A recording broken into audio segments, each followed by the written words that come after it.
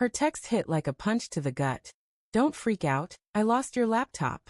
My ex borrowed it for. The message cut off, incomplete. A jagged cliffhanger glowing on my phone screen in the dim light of our apartment. My pulse thundered, palms slick as I gripped the device, staring at the ellipsis that seemed to pulse with secrets. The living room, cluttered with our shared life, her sketchbooks, my vinyl records, the half-dead fernweed named Fred, felt suddenly foreign, like a stage set for someone else's story. I typed a reply, deleted it, typed again. What the hell, Lena? Your ex? My thumb hovered over send, but I didn't press it.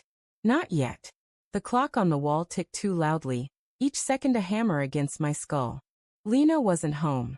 She'd said she was grabbing drinks with coworkers, a late-night thing at that dive bar with the sticky floors and neon signs.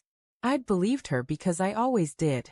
Her laugh, her quick wit, the way she'd curl into me on the couch, it made doubt feel like betrayal.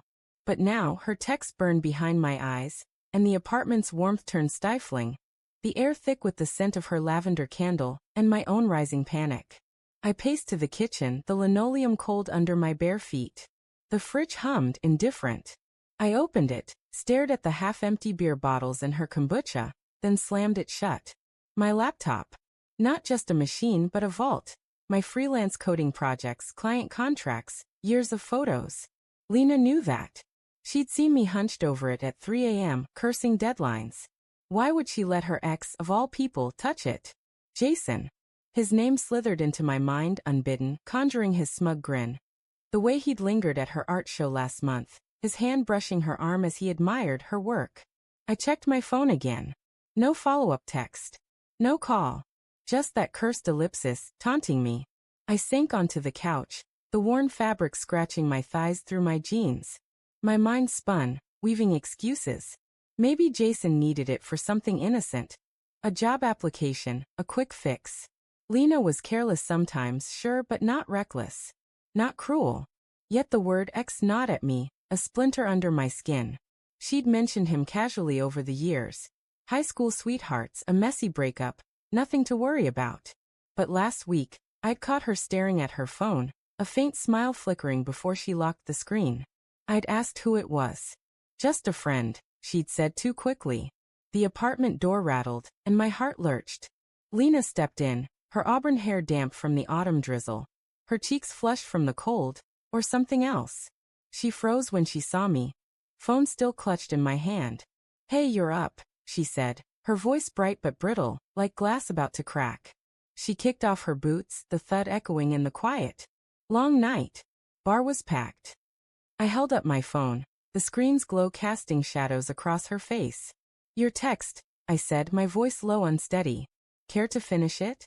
Her eyes widened, just a fraction, but enough to make my stomach twist. Oh shit. That scent.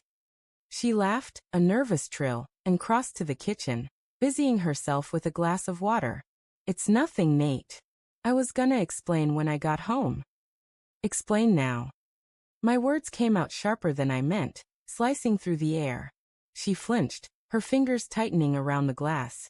The faucet dripped, a slow, maddening rhythm. Okay, look.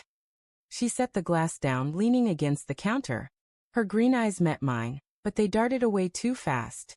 Jason needed a laptop for some video editing thing. His broke and I was nearby, so I let him borrow yours. I didn't think it'd be a big deal. A big deal? My voice rose, heat creeping up my neck. You gave my laptop, my work, to your ex without asking me? And then you lost it. I didn't lose it, she snapped, then softened, stepping closer. I mean, I know where it is. He's got it at his place. I'll get it back tomorrow, I swear. His place. The words tasted like ash. I stood, the room tilting slightly. Why the hell is my laptop at Jason's apartment, Lena? Why are you even talking to him? She crossed her arms, defensive, her sweater slipping off one shoulder. He's just a friend now, Nate. We've been over this. You don't get to act like I'm sneaking around because I helped someone out. Helped him out. I echoed, my voice hollow. The memory of her at that art show flashed again. Jason's hand on her arm, her laugh too bright, too familiar. I'd brushed it off, told myself I was paranoid. But now, standing in our kitchen, the air felt charged, like the moment before a storm breaks. What was the text supposed to say? My ex borrowed it for what? She hesitated, her lips parting, then closing. The silence stretched, heavy, suffocating. For a project, she said finally, but her voice wavered, and she wouldn't meet my eyes.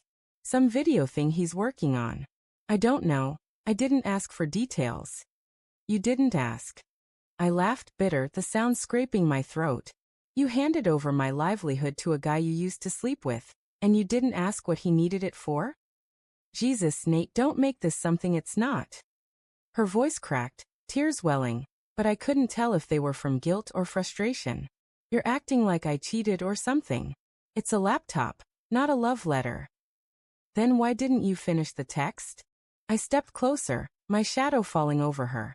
Why does it feel like you're hiding something? She turned away, her shoulders trembling. The faucet kept dripping, each plink a countdown. I'm not hiding anything, she whispered, but the words felt rehearsed, fragile. I didn't want you to overreact. I wanted to believe her. God, I wanted to.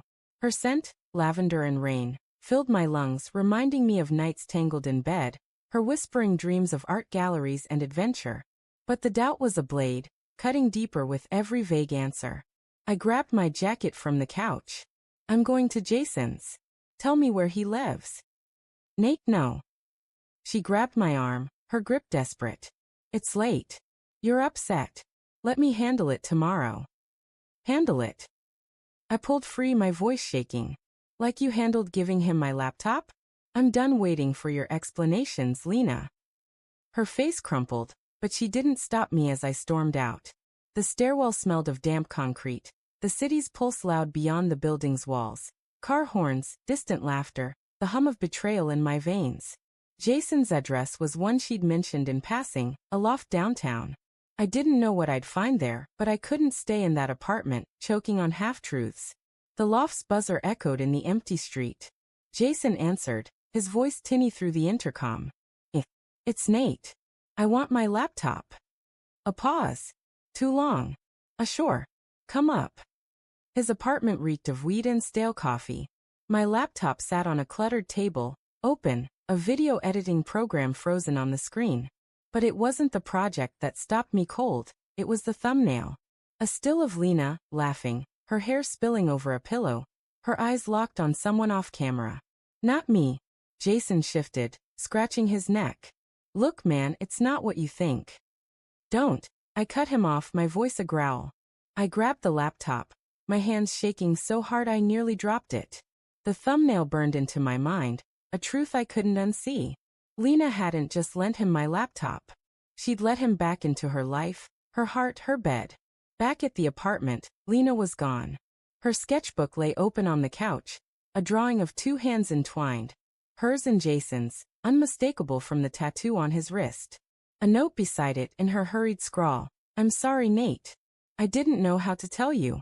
The room spun, the fern's wilting leaves blurring as tears stung my eyes. Love, trust, our life together. It shattered not with a scream, but with the quiet weight of a single, unfinished text.